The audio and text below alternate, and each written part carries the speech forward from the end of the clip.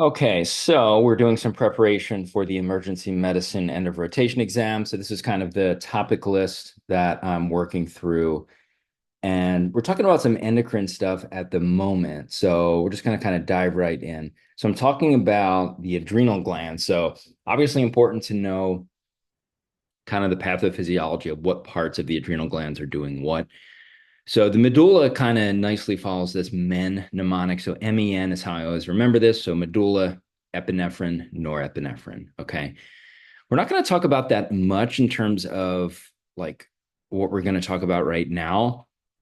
What's really important is the cortex here. So if we take the cortex, which is really like 90% of what the adrenal gland is uh, made of, these three sections are the cortex. So we can zoom in a little bit more. So this first part here, and these spell GFR, so the glomerulosa, the fasciculata, and then the reticularis. So this part I kind of have a different color because it's sort of separate. And what I mean by that is it's regulated by the renin, angiotensin, aldosterone system and potassium. And the fasciculata and reticularis are regulated by the adrenocorticotropic hormone, which is up in the pituitary. So the important thing about the glomerulosa here is that it makes aldosterone. So, and what aldosterone does is it brings in salt from, I believe it's at the collecting duct, and with salt, it brings in water. So it's going to raise your blood pressure. So the target of things like ACEs and ARBs are going to inhibit that and they're going to lower your blood pressure. Spironolactone is literally an aldosterone antagonist, so it's going to prevent that as well. So this is a great target for things to lower your blood pressure. All right. What I didn't mention is actually really important is that in exchange for bringing in that sodium, it's going to kick out potassium. So depending on what our potassium levels are, we can either upregulate or downregulate aldosterone to kind of fix that problem. All right. Also, potential hyperaldosteronism or hypoaldosteronism causes for and hypokalemia. So what's interesting here is that, yeah, so for ACTH, so the fasciculata is going to be basically the majority of really the entire adrenal gland, if you kind of follow these percents up, right? And that's where most of the cortisol is going to be produced. And there's some androgens there as well, which comes up. We'll talk about some of the weird things that can happen there. So yeah, so I think understanding that is really important. So now that we have that information, we can kind of talk about, well, what happens when things go wrong here. So Addison's disease, and I always like to, for some of these charts, start with the treatment. So Addison's disease is going to be a cortisol deficiency. So the treatment is going to be cortisol, right? It's going to be fludrocortisone, hydrocortisone. There's different tiers and levels. If there's like a crisis, it's just high dose. You're going to give them some D5 as well. So the number one cause of this is just autoimmune. So it's Addison's disease. That is what JFK had. TB can cause it too, which I feel like is like definitely a testable question. Obviously, adrenal hemorrhage, if your adrenal glands are bleeding, you're not going to be able to create cortisol. And what's important here is the entire adrenal cortex is dysfunctional. That's why I have this all greened out, all grayed out. So everything is gone. No aldosterone, no cortisol, no androgens. Because of that, you're going to get hypotension. Okay. Oh, that's actually no cortisol, but also no aldosterone. I just picked that up. Yeah, you're not going to have any cortisol, which is like an upper. It's going to increase your blood pressure. But you're not going to have aldosterone as either. So hypotension is a big one. And then you're going to get hyperpigmentation, and that's a big one. Why would you get hyperpigmentation? Well, because let's open up endocrine one.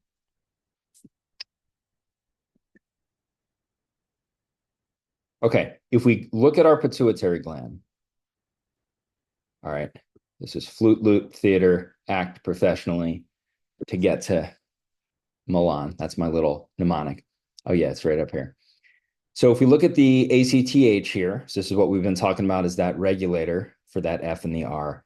The interesting thing is that the cortical cells which create ACTH create this pro-opiomelanocortin, which not only breaks down in ACTH, but also breaks down into the melanocyte-stimulating hormone, which is kind of stored and secreted from the intermediate pituitary. We don't really talk about it very much, but it provides us with a clue for some of these vignettes of what's going on. And melanocyte-stimulating hormone, it darkens our skin, right? It controls skin and hair color. So if we go back, why would we get hyperpigmentation? Well, because this ACTH really shouldn't be over the whole thing, but I'm just showing that it's like it's upregulated. It's trying to regulate the cortex, but it's going to upregulate that, and it's going to boost up. It's not going to do anything to ACTH because everything that ACTH is gonna increase, but everything that ACTH by itself like upregulates, nothing's going to happen. So the only thing left is that all this ACTH is going to be produced because we don't have any cortisol. You're going to have all this melanocyte stimulating hormone. ACTH, you have all this melanocyte stimulating hormone. So our skin's going to get darker. So that's a pretty interesting one. And then, yeah, it's right here. ACTH keeps stimulating. You're going to get mild hyponatremia and you're going to get hyperkalemia. Why? No aldosterone. So we are not bringing in salt from the collecting duct and we are not kicking out potassium. So that all makes sense. The other big thing here is that you're going to get some hypoglycemia. So let me think about this one for a second. Okay, so cortisol normally inhibits insulin. Cortisol, the stress hormone. When we're stressed, sympathetic nervous system kicks in, we need sugar, we need fuel. We're running from a bear, we're fighting somebody. So insulin is going to stop doing its job by pushing glucose into cells, storing glucose, turning glucose into other things like fatty acids, whatever. Because we don't have cortisol, insulin is going to be inhibited.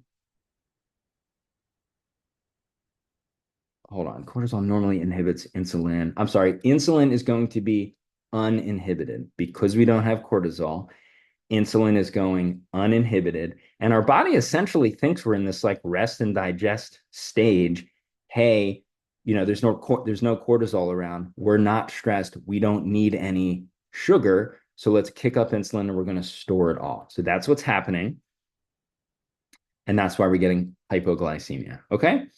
So that is Addison's disease. So this is congenital adrenal hyperplasia, kind of a weird one. This is also genetic. It's autosomal recessive. Well, this one's not genetic. It's autoimmune, but this one is genetic. And what's going to happen here is we just don't have cortisol. We don't have aldosterone or we don't have both. So it's not specifically an issue with the whole gland. It's just we don't have the production. I don't necessarily know the path here. It's just more of like a production issue. So what's going to happen here is ACTH is going to upregulate. However, because the whole cortex isn't shut down, it's just a cortisol and it's just an aldosterone issue. The only thing left in the adrenal cortex to upregulate is going to be the androgens. So like testosterone. So look for an androgen excess. So how might that present? Hirsutism, hair growth is going to be like a big thing, maybe some weight gain as well. Like a deepening voice, anything that like would be in a upregulation of testosterone is what you're going to see here, and that's going to be a clue for that vignette. Okay. So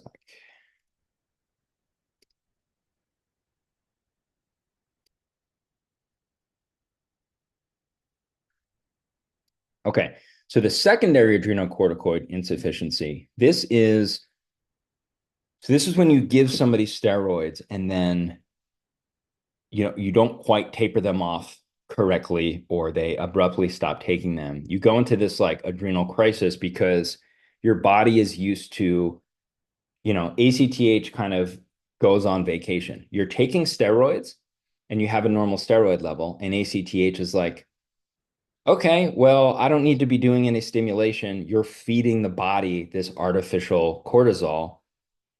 All right, I'm going to chill. I'm going to relax. It kind of like atrophies in a way.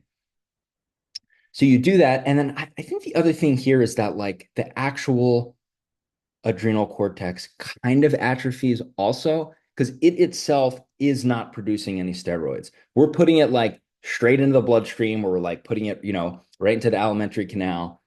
So that whole kind of like axis kind of goes on vacation and relaxes. But then when we stop intaking steroids, the body's like, well, ACTH hasn't been working for like weeks. The adrenal cortex, the fasciculata with the cortisol, that hasn't been working for like weeks. The body kind of needs some time to like kick back into high gear and like learn how to create cortisol again. So that's why the number one cause is just exogenous glucocorticoid therapy, namely like the withdrawal, the removal of that. Okay. So yeah, so blah, blah, blah. Aldosterone is normal here because, it's just a cortisol issue. So the glomerulosa is still able to do its job. ROS is there, potassium is doing its thing. Just like with Addison's, we're going to get some hypoglycemia here because the body has no cortisol, so insulin is going uninhibited. We also get alabaster like paleness. So Addison's, so these are both Addison's versus secondary adrenal corticoid insufficiency. Addison's, we get hyperpigmentation. Here, we're getting alabaster like paleness. And we need to think about why. Well, if you'll see the difference in these two pictures, ACTH is grayed out here because ACTH is going to respond to low levels of cortisol. I don't know if I have this here. Yeah, well, it's going to be inhibited by elevated cortisol. But because cortisol levels are fine, ACTH is like, I'm chilling, I'm going on vacation. What that means, though, is that you're not going to get any melanocyte stimulating hormone and your skin is going to get pale. So that's why we're kind of getting the opposite there. So kind of difficult to wrap your head around that. It's something that I still struggle with. But if you just think about what's happening, the big thing is Addison's disease. Just the whole adrenal cortex is messed up. Here it's just a cortisol issue, and then over here it's a cortisol issue too, but ACTH is still okay. So they each kind of have like different versions of each other, but they're going to have different presentation. Okay. Hyperaldosteronism, this is just like an adenoma in the glomerulosa. So you're going to have, hypertension. This is like a big cause of like secondary hypertension. Um,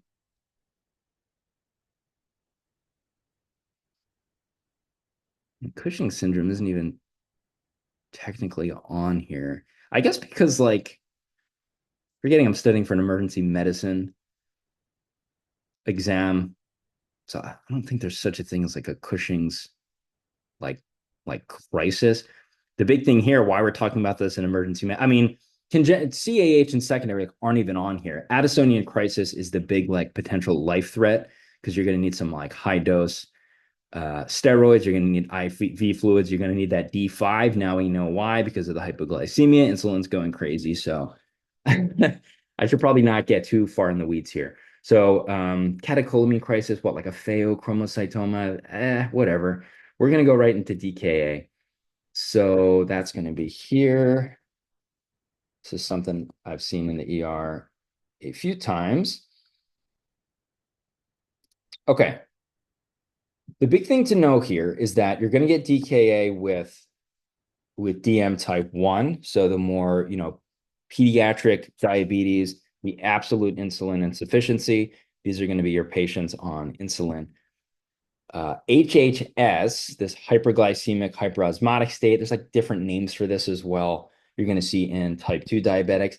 I think technically both can happen with both, but generally this is what you're going to see. So with type 2 diabetes, that's more of that insulin resistance. The patient might be on insulin, but for the most part, they're going to be on, metformin, Jardiance, some combination of all the diabetes meds. So, okay. So with that said, with DKA, you are going to have a metabolic anion gap ketoacidosis. It's the D of mud piles. Okay. We don't have any ketosis here in HHS because it's not an absolute insulin deficiency. There's still some insulin, right? The body is still utilizing some of that sugar. Over here, the body has no insulin. We can't break down sugar. Well, what's left? Fatty acids, and that's why you're going to get those that ketone production. All right. So the body doesn't die, right? We need fuel.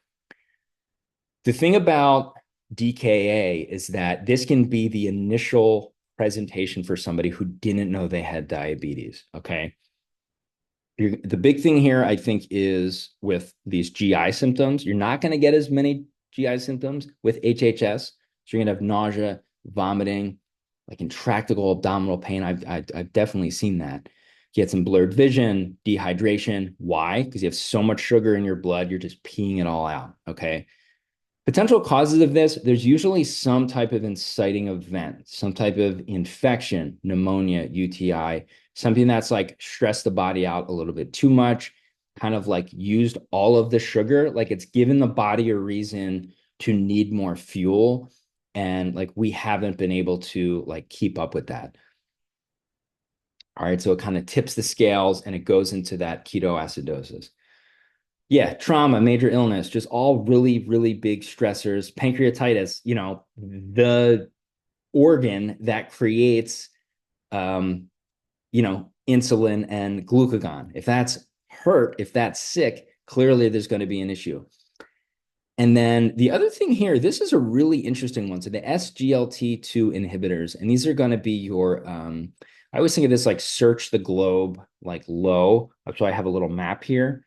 And low is like it's like your glypho, it's like your empagliflozin, it's your Jardiance, it's your empagliflozin, dapagliflozin, Jardiance, Farxiga, those type of meds. One of the potential side effects is that it can put you into DKA. And I think those work on the kidney. Let's double check this. Go into diabetes again. Yeah, these are your glyflozins, EMPA and DAPA.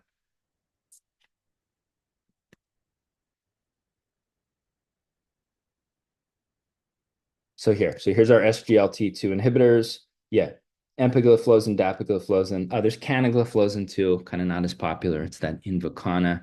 Yes, they work on the proximal convoluted tubule, and then DKA risk. So you want to stop this 3 to 7 days before surgery, extreme sports, colonoscopy, anything that's going to like stress out the body. So that's like the big thing. As great as these are for like heart failure is a huge indication for this. These are great for nephropathy. It's pretty interesting because they work on the kidneys, and then just good for like cardiovascular risk. So these are great meds. It's kind of like the GLP-1s as well. Great for cardiovascular risk. These are even good for CVA, TIA risk, good for nephropathy.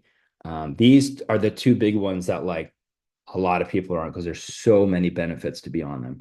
The big red flag you want to look for with the SGLT2s is DKA. That's like a great test question. All right, where were we? Fruity breath, sure. Ketones is like it's like acetone. It's supposed to have like a fruity breath to it, fruity smell to it. The one lab you want to pull is a beta hydroxybutyric acid. That is like the main, I believe, like the main ketone, or at least the main ketone that you can like pick up in the blood. And then, yeah, obviously get a blood gas. What's our, do we have an anion gap? What's going on with CO2? What's going on with bicarb? The big treatment for all of this is just fluids. It's just normal saline. This patient is peeing out all of their fluid. So we want to refill their tank. We want to put some normal saline in there. That's the number one priority. Okay. These kind of meet in the middle in terms of a common treatment. In terms of what the blood glucose is going to be for this, it's going to be high, but it's not going to be crazy, right? It's going to be 350 to 500. I think a lot of like the commercial, like at home kits will like cap out at 500. I think the point of care glucose monitors in the ER cap out at like 5 or 600. So if it's higher, you're going to get like a critical range. You're going to have to get a BMP to see what the actual number is. HHS, you're going to see glucose numbers much higher, 800 into the thousands. So pretty crazy. Really, the main cause here is just like inadequate PO intake, some sort of stressor. Um, yeah, if I'm being honest, I don't fully understand like the full path behind that, um, but whatever. So you're gonna also you're also gonna have like severe dehydration, hypotension. You're urinating a lot. You're gonna get some neurologic symptoms with this as well. And you have to think, well, why are you going to get neurologic symptoms? The interesting thing about this one and why in the name is hyperosmotic state. It's because you have so much sugar in your blood. We normally think of like salt as having that osmolality, that tonicity, but anything in your blood is going to increase the tonicity. So if you have so much sugar in there, it's going to pull in water from your second and third spaces. It's going to pull in water from the cells. And when you pull fluid from cells, cells are going to shrink. And when that happens, that's why you get neurologic symptoms. All right. So that's the important thing here for this one is that you might get some of that over here, but not, you're tipping the scales once you get into the thousands in terms of that osmolality. That's why you have the name hyperosmotic. That's the big thing here. So you're going to get a lot more fluid loss here, 8 to 10 liters. You can do normal saline. You're going to get this relative hyponatremia here because what happens is all this sugar in the blood brings in fluid.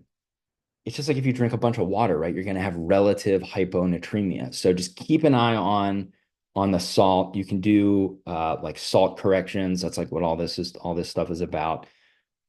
So just keep that in mind.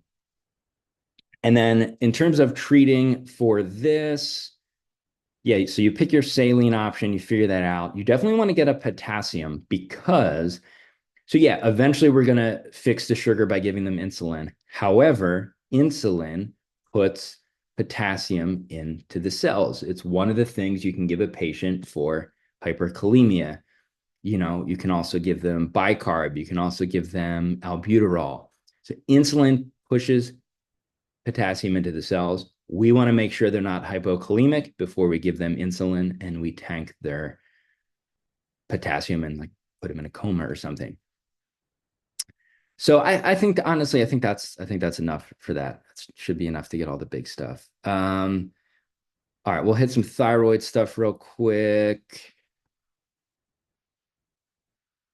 Some myxedema coma. That's going to be our like big red flag presentation for hypothyroidism. Very rare. Some type of stressful event is going to set this off. CHF, pneumonia, they were sick, whatever. Excessive cold exposure is an interesting one. Remember, a hypothyroid patient is going to already be sensitive to the cold. So excessive cold, 50% mortality here. That's pretty crazy. You're going to have a reduction in every vital sign because thyroid hormone's not around. Hypoventilation, bradycardia, hypotension, everything is suppressed. You're going to have too much fluid, so you'll have some hypoglycemia. Why do you have too much fluid? I mean, CHF is a risk factor here. Bradycardia, so your heart's just not moving blood. We have hypotension. That's interesting. So it's almost like your third spacing. Actually, I think that's exactly what's happening because you have this non-pitting edema. Why is it non-pitting? I don't know. I have no idea. All right. I think the big thing here is, obviously manage airway, warm the patient, treat their blood pressure, put them on pressors, and then give them glucose. So this is like, I guess you could call this like opposite DKA kind of. It's not just hypoglycemia, like somebody took too much insulin, but thinking about just managing it in general, you can just like, okay, it's opposite of DKA. Well, what does that mean? Well, it means we're going to give this patient glucose. And then eventually, yes, you are going to give them some thyroid replacement. And you can give them some some cortisol as well. So that's myxedema coma. Is thyroid storm isn't on here, but what is thyroid toxicosis? Isn't that what this is?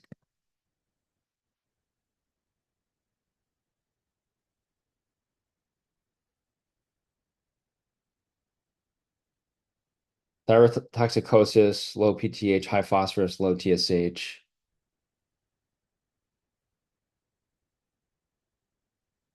I don't know. I'm going to talk about thyroid storm because that's the big like red flaggy thing with hyperthyroidism. Again, triggered by a stressful event. The actual levels of T3, T4 do not correlate here. You're going to have tachycardia. You're still going to have hypotension, which is interesting. What is happening? Is this like this? Whatever. You're going to have hyperpyrexia in this case, 104 to 106. So rather than warm them in the hypothyroidism myxedema coma, we're going to cool them here. We're going to give them some fluids. And this, yeah, this is like the big testable thing with this is you want to do these meds in this order. So BTID is like what, B 3 times a day or something.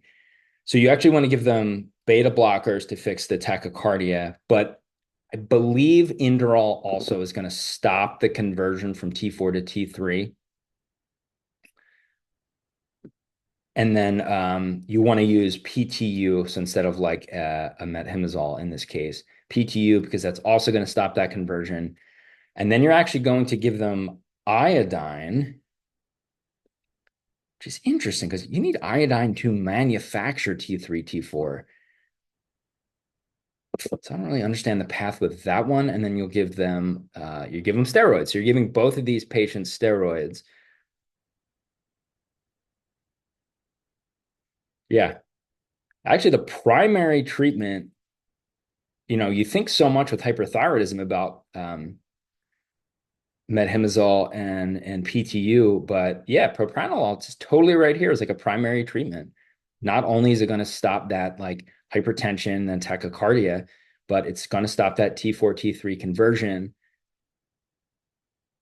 I don't think I have that written here for PTU, but I'm pretty sure that's why that's going to be used there.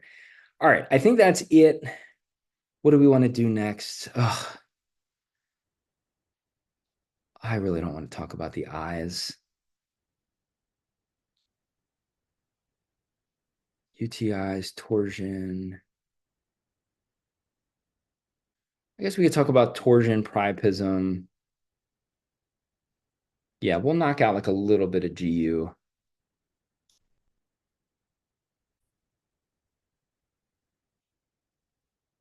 All right, so let's switch over to nephro.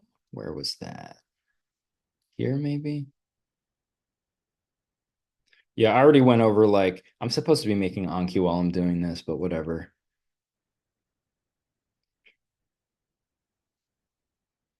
So are we recording, testing? I hope so.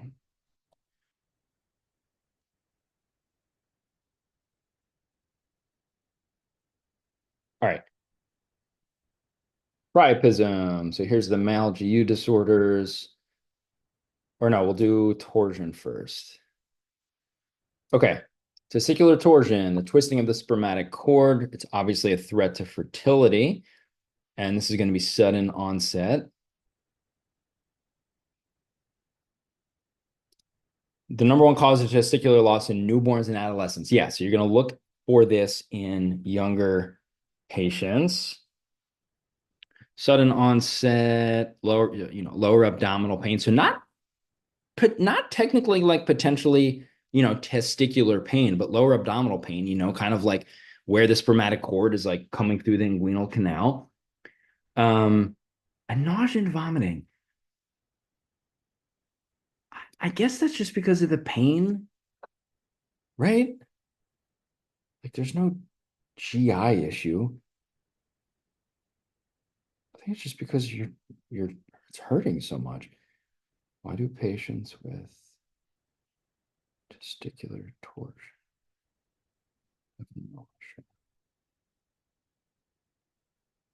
Yeah, it's just, I think it's, yeah, it's just the pain. The pain can be constant or intermittent and may extend to the stomach. Okay.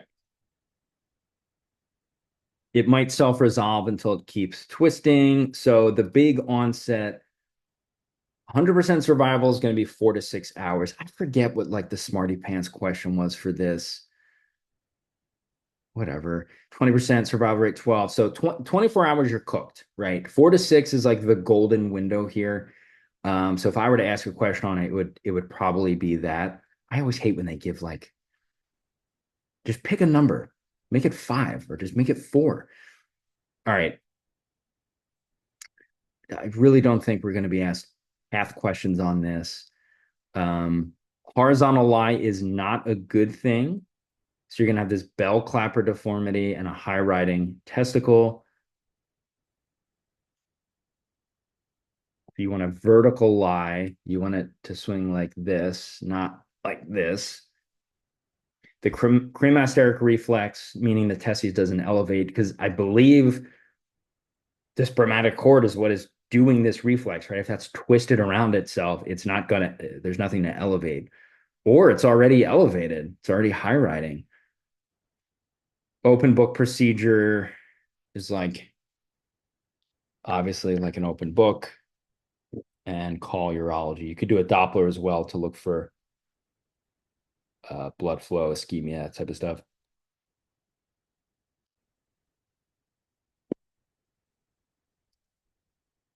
Priapism, greater than 2 hours is going to be our time frame. I think the big testable stuff here is always like sickle cell disease.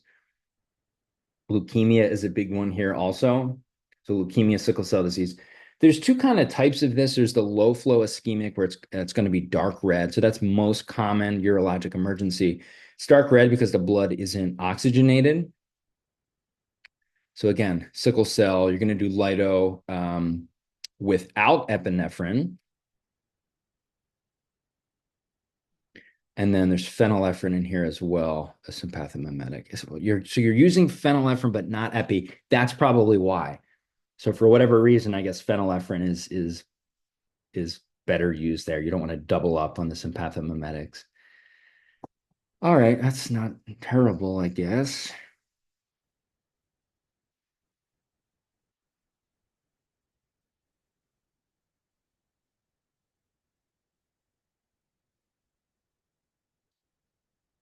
Acute pancreatitis.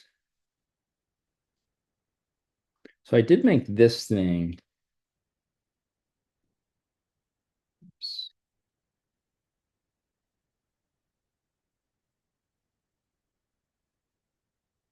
Acute pancreatitis, epigastric pain radiating to the back, worse when supine, nausea, vomiting. All the big causes for this, cholelithiasis, I believe is the number one cause, alcohol use. ERCP is always a big tested one. Lipase is going to be 2 to 3 times upper limit of normal. I don't think the calcium in alkaline is really important here.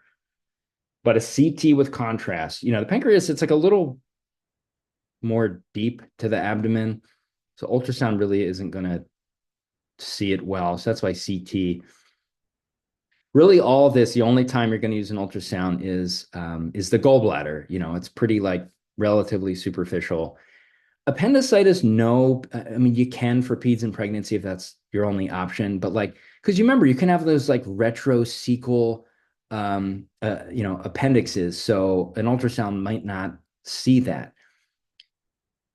So if you just anchor, because I always get confused with the imaging here. I mean, ultrasound for ectopic is going to be there, but just anchoring yourself in ultrasound is going to be the go-to for gallbladder. Everything else is CAT scan. Unless the patient's pregnant, then obviously, there's going to be another discussion for a kid as well for the appendix, like diverticulitis, that's going to be CT. Pancreatitis is going to be, NPO, fluid resuscitation, give them something for their nausea. And then, if they have signs of infection, you're going to give them some antibiotics. So Cipro and Flagyl. Flagyl would kill your anaerobes or break out the big ID guns with the carbapenems.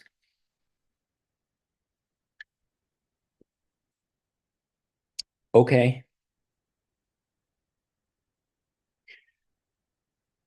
I didn't realize Women's Health was on this.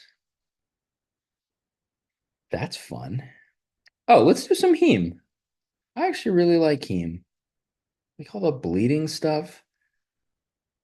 Does that heme one or two? Yeah, let's talk about some bleeding disorders.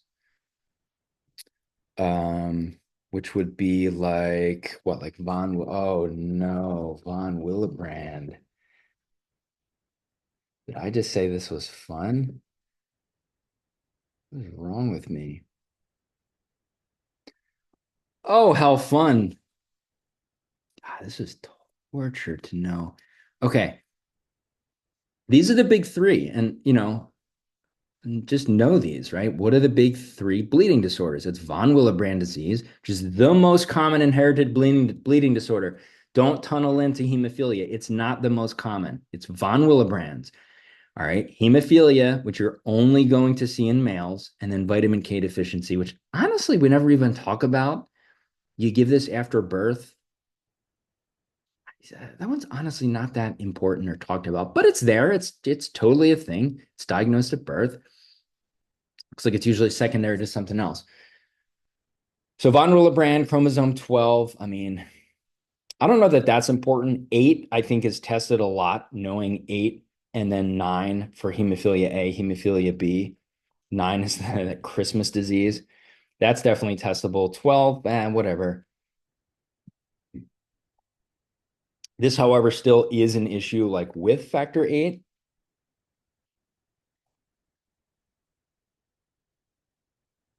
Let's see if we can talk about the description of like what even von Willebrand factor is. From what I understand, from what I remember, von Willebrand factor is um, the Velcro that platelets grab onto.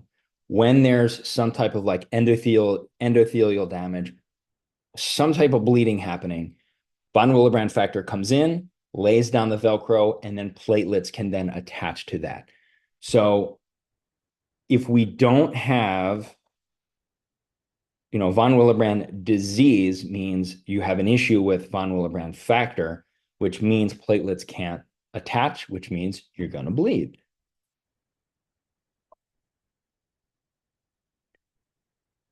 GP1B platelet receptors bind to von Willebrand, almost like a Velcro on the endothelial membrane. There, that's exactly what I said. Okay, von Willebrand factor actually released by they're released by platelets during activation, yet produced by collagen. This appears when there's exposed collagen, so it's almost like we have a Velcro layer in the inner layers of our blood vessels as a protective measure. As you would expect, a deficiency here results in von Willebrand disease, which we mentioned in CNPP exam 1 as a cause of iron deficiency anemia. Von Willebrand factor protects factor 8 from inactivation by proteins S and C. So it allows factor 8 to keep clotting. So that's a second reason why we would bleed. Factor 8 comes in, starts the clot, but it's inactivated too quickly. So there's kind of a two-part thing here. It's factor itself, like the von Willebrand, its job itself, and then its protection of factor 8. Okay. And then just remember, well, factor 8, you could also just have a straight up factor 8 deficiency with hemophilia A. So essentially, these are both factor 8 issues just for two different reasons. I never even really put that together until just now. Look for epistaxis, look for heavy menstrual bleeding, joint, wow, joint and soft tissue bleeding. Um, I am not getting into ristocetin. If the pants question isn't what has to do with ristocetin and the answer isn't von Willebrand disease, then I don't care.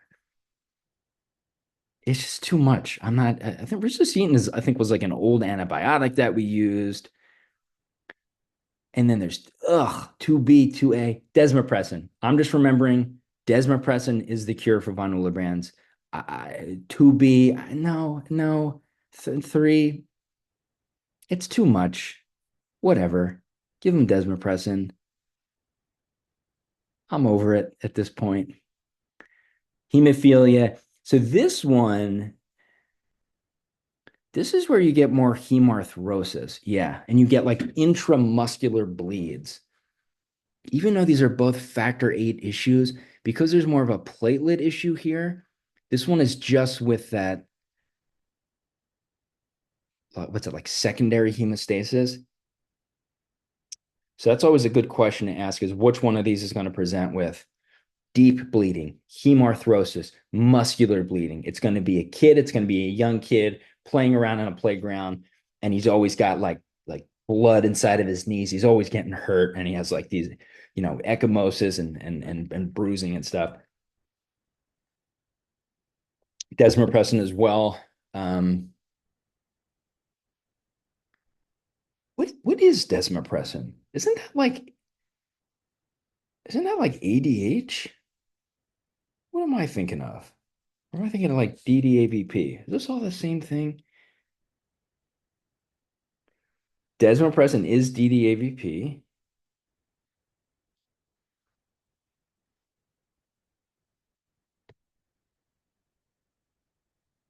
So many words. Like, what is this stuff? I'm pretty sure it's just all the same thing.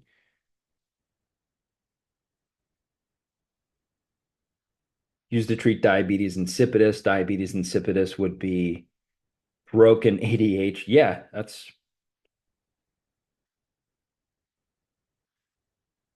yeah. It's a synthetic analog of vasopressin, which is ADH. This hormone has so many names. Vasopressin, ADH, desmopressin, DDAVP. That's all the same thing. It's just something that pulls in water. Um, ADH pulls in water from your collecting tubule. But why does this help with a bleeding disorder?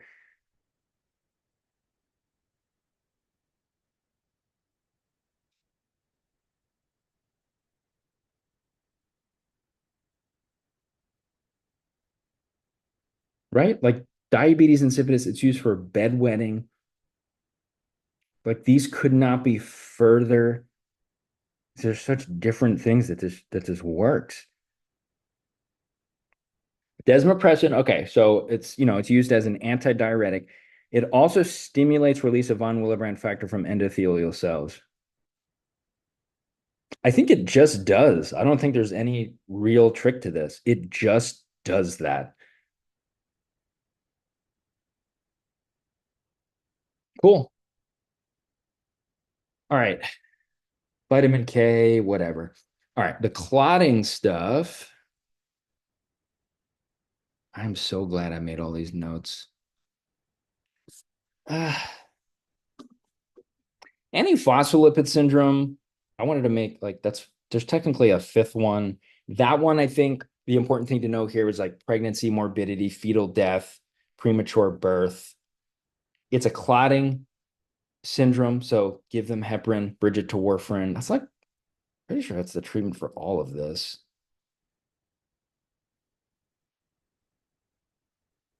Factor five Leiden. You get miscarriages with that too. I feel like that's like a pantsy thing.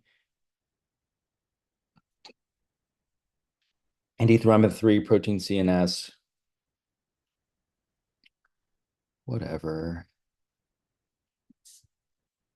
I already went through my ER notes, which had like all the trauma stuff on it. Fever. You know what? I'm satisfied, honestly. I think that's like some of the more random stuff. Um, I went through some of this other stuff like earlier, so I'm happy with that. See you in the next one.